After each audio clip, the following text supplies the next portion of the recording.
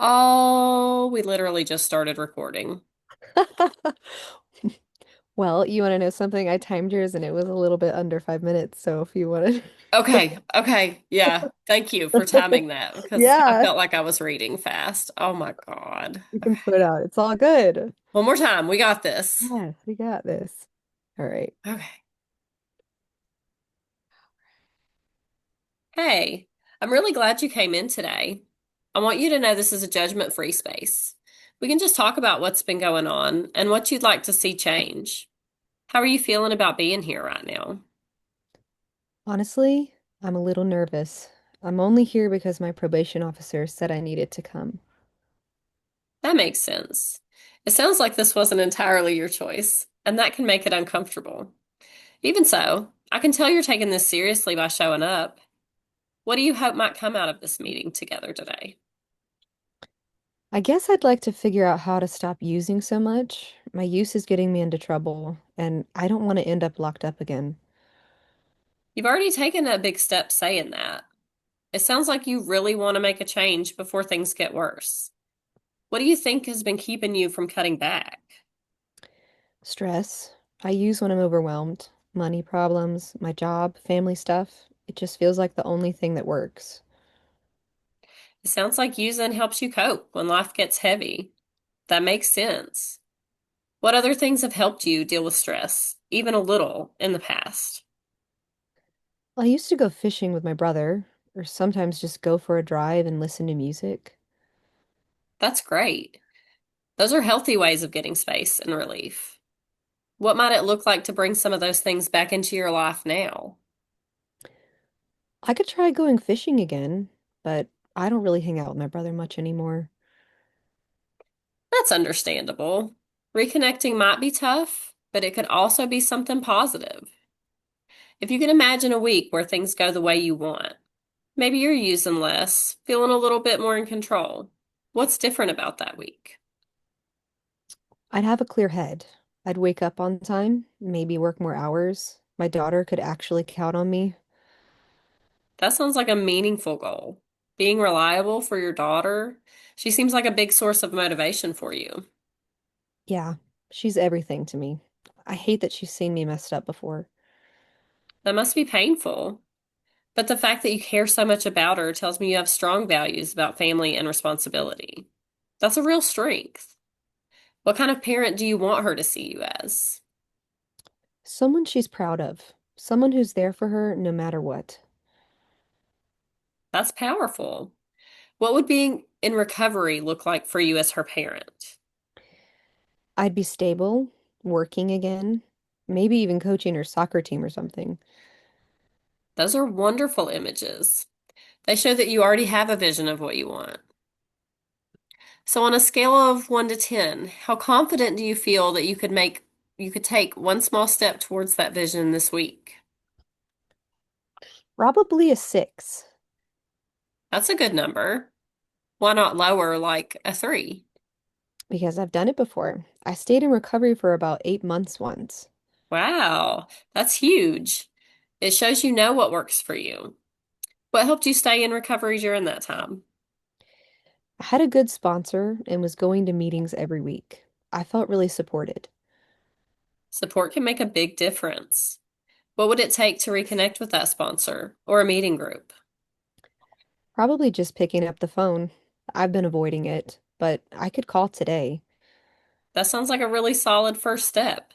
What could get in the way of making that phone call? And how could we plan around it? Just nerves. I don't want people to think I failed. That's understandable. A lot of people feel that way, but reaching out is actually a sign of strength and honesty, not failure. If it's okay with you, we can talk about strategies to make that call easier. Maybe even write down what you'd like to say. Yeah, that might help. Great. I can also connect you with a local peer support program that works with people in recovery and justice involved individuals. They're really focused on community and non-judgmental support. Would you be open to that? Yeah, I think that could be good. Excellent. So before we wrap up, let me before we wrap up, let me just summarize what we talked about. You're wanting to make changes in your use, mainly for your daughter and your future. You've already had success before, which shows you have strong determination and resilience. And this week, you plan to call your sponsor and maybe look into attending a meeting again. How does that sound? That sounds right. Thanks for not judging me. Of course. I really appreciate your openness today. You've got what it takes, and we'll keep building on that together.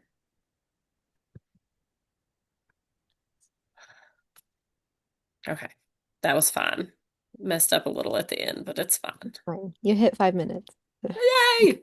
Okay. Alrighty. Okay. Hi, Brianna. My name is Sarah, and I am an LCSW here at Aspire Mental Health Center. It's nice to meet you. How are you? It's nice to meet you too.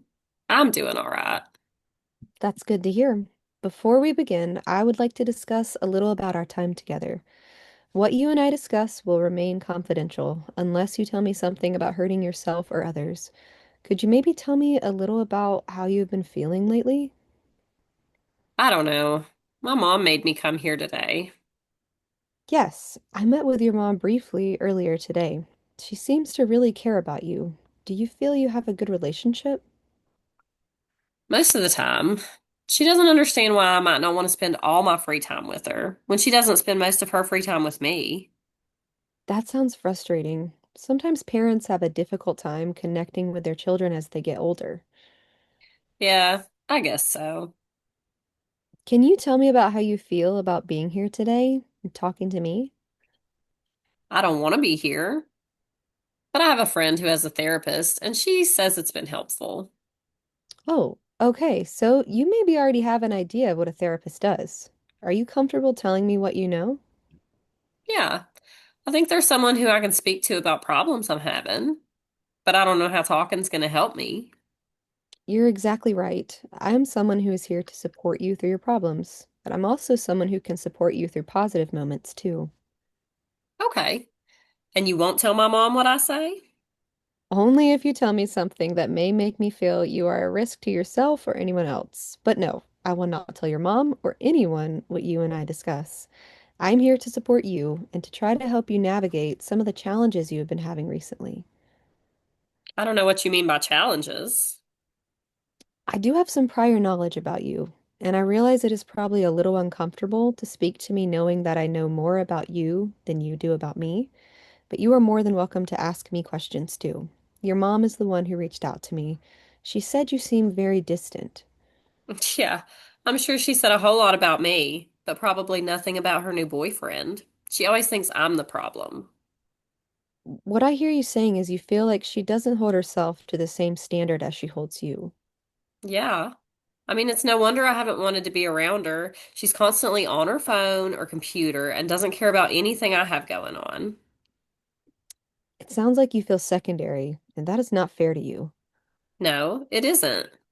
And now she's made me come here and talk to you, and I don't want to do this. It's just another example of how little she knows about me and how little she wants to know about me. She'd rather someone do that for her. I can hear this is something that means a lot to you. You shouldn't have to compete for your mom's attention. Have you tried speaking to her about how you feel? A little. I think she thinks I should be happy for her to finally found a guy who's good and wants me to get to know him too. How do you feel about that? I'm not ready to get to know some random guy because I imagine he'll be like the other 10 random guys she's had in the last 5 years. She doesn't understand that she's acting like a teenager, like someone my age. That sounds like a difficult dynamic to navigate, and maybe some role confusion going on too. You sound like you care about your mom, but it is how she is trying to connect with you that is causing some strain on your relationship. I do care for her and I'd like to be closer, but she seems to try to relate to me more like a friend than a mom, and it can feel like I'm parenting myself sometimes. My friends think it's so cool to have the mom that lets me do almost anything, but the reality is that she lets me do whatever because she has zero interest in being involved with me or even knowing about it.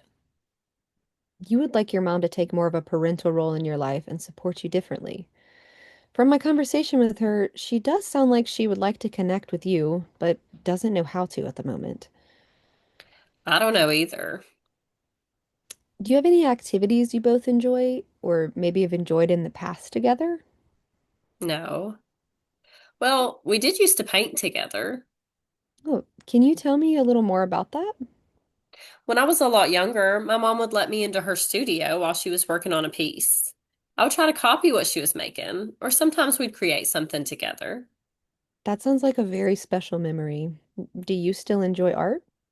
Definitely. That's probably the biggest thing she passed on to me.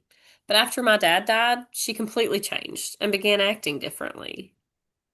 It's not an excuse for her behavior, but a big life event like a death can have an impact on many aspects of a person's life. How do you feel it impacted you? I mean, it wasn't a huge surprise. My dad was sick my entire life, but I found myself creating more. Art can be a powerful tool to process emotions, and it sounds like art is a very important part of your life. Would you be comfortable sharing some of your work with me at our next session? Sure. It's not very good, but I'd be comfortable sharing. Thank you. I really appreciate your vulnerability today and you being so willing to speak to me. I'm looking forward to getting to know one another. I actually liked today. I was really apprehensive in the beginning, but I like just being able to talk without expectations. I'm so glad to hear that. I will see you again next week, and I'm looking forward to those art pieces. Goodbye, Brianna. Bye. Thanks. All right.